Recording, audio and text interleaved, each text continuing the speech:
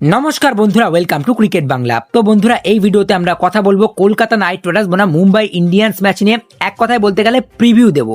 দুই দলের প্লেইং 11 কি হতে পারে, দুই দলের মধ্যে আজকে কে জিততে পারে বা কে এগিয়ে রয়েছে, দুই দলের এক্স ফ্যাক্টর কে হতে পারে, দুই দলের হয়ে এক্স ফ্যাক্টর কে হতে পারে, কারা ইম্পর্টেন্ট প্লেয়ার থাকছে দুই দলের জন্য, সেই নিয়ে আলোচনা করব। অনেক কিছু আলোচনা রয়েছে, তাই ইন্টারেস্টিং হবে ভিডিওটা শেষ অবধি দেখতে থাকো। আমাদের চ্যানেলে প্রথমবার এলে অবশ্যই চ্যানেলটিকে সাবস্ক্রাইব করে তার পাশের বেল আইকনটিকে অন করে দিও। তো শুরুতেই আগে আলোচনা করব হোম টিম মুম্বাই ইন্ডিয়ান্সকে নিয়ে, যাকে আমি বলবো মাইটি মুম্বাই। কি দল তৈরি করেছে তারা। শুরুতেই মুম্বাই ইন্ডিয়ান্সের জন্য একটা বড় আপডেট, যেখানে মিচেল স্যান্টনার এবং উইল জ্যাক্স তারা এখনো মুম্বাই ক্যাম্পে যোগদান করেনি। তো আজকের ম্যাচটা তারা দুজন মিস করতে চলেছে।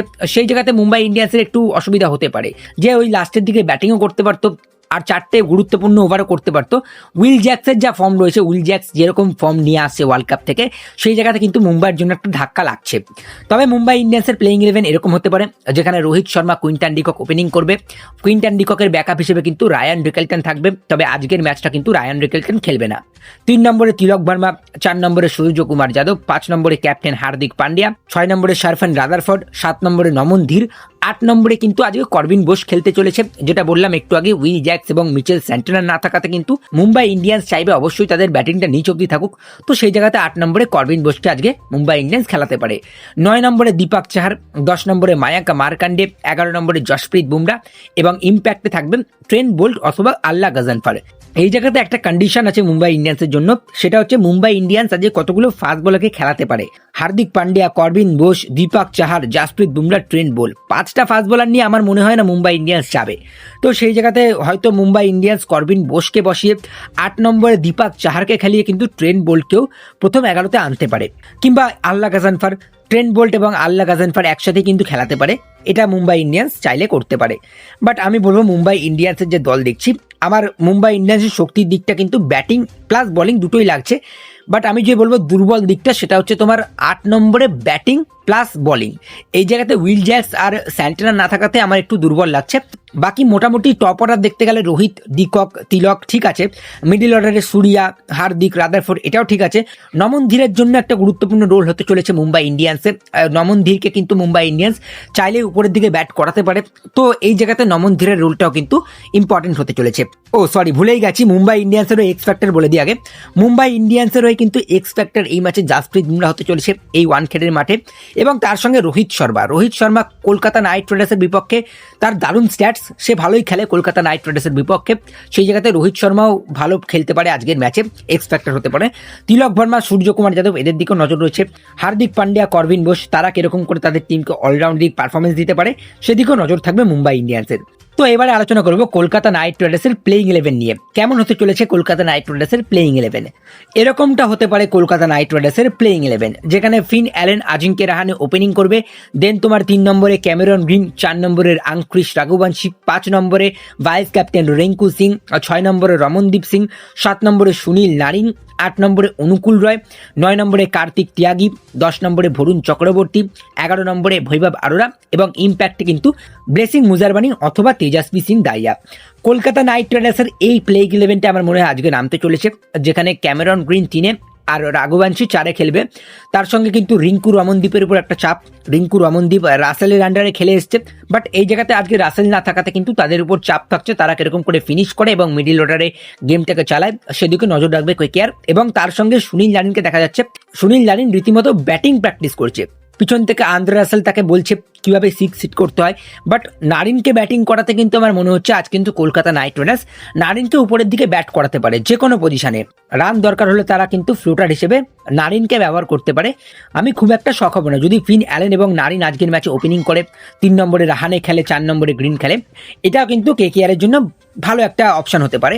বাট রাহানেকে দেখেছি 3 নম্বরে সে সেরকম ব্যাটিং করতে পারে না। তো রাহানে চাইবে সে কলকাতা নাইট রাইডার্সের ওপেন করুক। আপাতত তো এরকমই প্লেইং 11 নামতে চলেছে।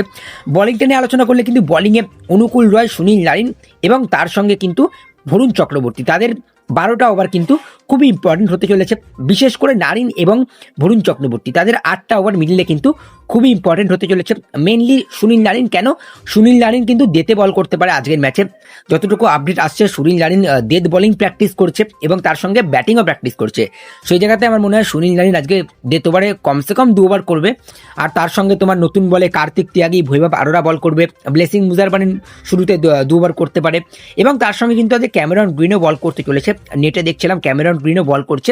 তো কলকাতা নাইট রাইডার্সের জন্য এরকমই প্লেইং 11 হতে চলেছে। বাট আমি বলবো এই জায়গাতে অনুকূল রয়ের কিন্তু একটা গুরুত্বপূর্ণ ভূমিকা তার। কলকাতা নাইট রাইডার্সের হয়ে এটা গুরুত্বপূর্ণ একটা ম্যাচ মুম্বাই ইন্ডিয়ান্সের বিপক্ষে। মুম্বাই ইন্ডিয়ান্সের হয়ে খেলেছে আগে। সেই জায়গাতে রোহিত শর্মা, সূর্যকুমার যাদব, হার্দিক পান্ডিয়ার সামনে কিন্তু অনুকূল রয়ের বোলিংটাও কিন্তু খুব ইম্পর্টেন্ট হতে চলেছে। আর আমরা যদি কি ব্যাটেলস নিয়ে আলোচনা করি, সেখানে সব থেকে বড় ব্যাটেল হচ্ছে লেজেন্ডস ব্যাটেল, যেটা আমি আগেও বলেছিলাম। সুনীল নারিন বনাম রোহিত শর্মা। রোহিত শর্মা তো পাওয়ার প্লেতে খেলবে, আর রোহিত শর্মা যদি পাওয়ার প্লেটা পুরো খেলতে পারে, মিডলে তার সামনে কিন্তু সুনীল নারিন থাকবে। সেই জায়গাতে বড় ব্যাটেল সুনীল নারিন বনাম রোহিত শর্মা, এবং তার থেকেও বড় ব্যাটেল কিন্তু ফিন অ্যালেন বনাম জাসপ্রীত বুমরা। সেখানে মুম্বাই ইন্ডিয়ান্স অবশ্যই চাইবে জাসপ্রীত বুমরা, দীপক চাহার, ট্রেন্ট বোল্টকে দিয়ে শুরুতে বোলিং করাতে, শুরুতে উইকেট নিতে। ফিন অ্যালেন, ক্যামেরন গ্রিন, রাহানের উইকেটটা খুবই দরকার মুম্বাই ইন্ডিয়ান্সের।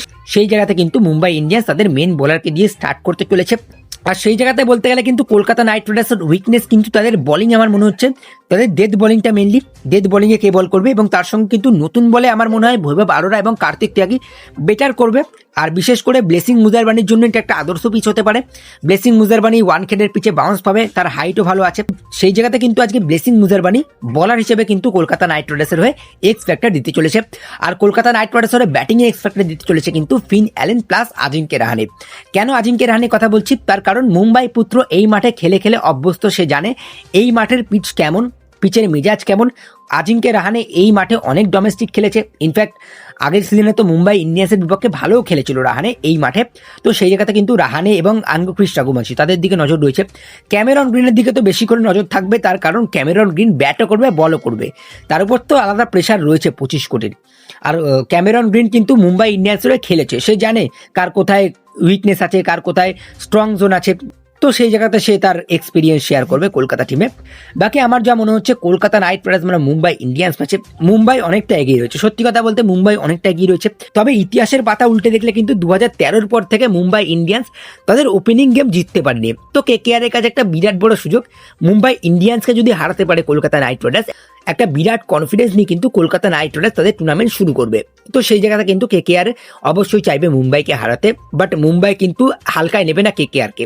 মুম্বাই যে দল দেখছে আমার তো কোথাও মনে হচ্ছে না মুম্বাইয়ের দুর্বলতা রয়েছে।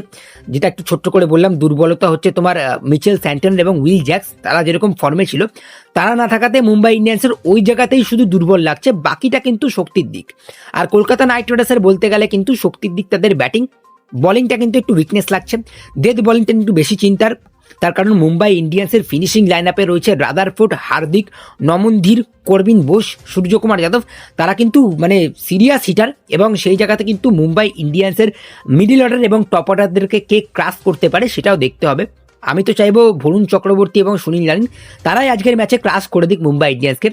বাট এবারে মুম্বাই ইন্ডিয়ান্সের ফ্যান্সরা হয়তো আমার উপরে রেগে যাবে। বাট এবারে যদি প্রেডিকশন নিয়ে আলোচনা করি, কালকে একটা প্রেডিকশন দিয়েছিলাম সানরাইজার্স হায়দ্রাবাদ বনাম রয়্যাল চ্যালেঞ্জার্স ব্যাঙ্গালোর ম্যাচে। বলেছিলাম হায়দ্রাবাদ জিতবে, তবে রয়্যাল চ্যালেঞ্জার্স ব্যাঙ্গালোর উড়িয়ে দিয়েছে হায়দ্রাবাদকে।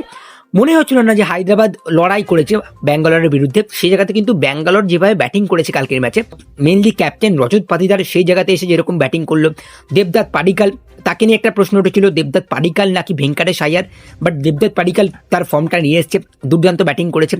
বিরাট কোহলি শেষে এসে কটা ভালো শট মেরেছে, বিরাট কোহলি কালকে একটা দুর্দান্ত হাফ সেঞ্চুরি করেছে। তবে হায়দ্রাবাদ দলের দুর্বলতা নিয়ে যেটা আলোচনা করছিলাম সেটা হচ্ছে তাদের বোলিং। কালকে সেটা পুরো ট্র্যাশ হয়ে গেছে।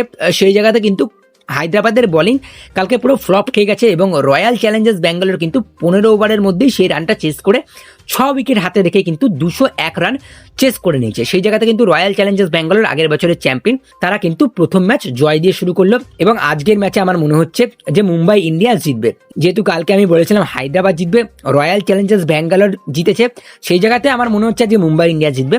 বাকিটা তোমাদের কি মতামত তোমরা অবশ্যই জানাতে পারো। ভিডিওটা ভালো লাগলে লাইক করে দিও, শেয়ার করে দিও। আমাদের চ্যানেলে প্রথমবার এলে চ্যানেলটিকে সাবস্ক্রাইব করে তার পাশের বেল আইকনটিকে অন করে দিও। তো চলো গাইজ, এই ভিডিওতে এই পর্যন্তই, টাটা।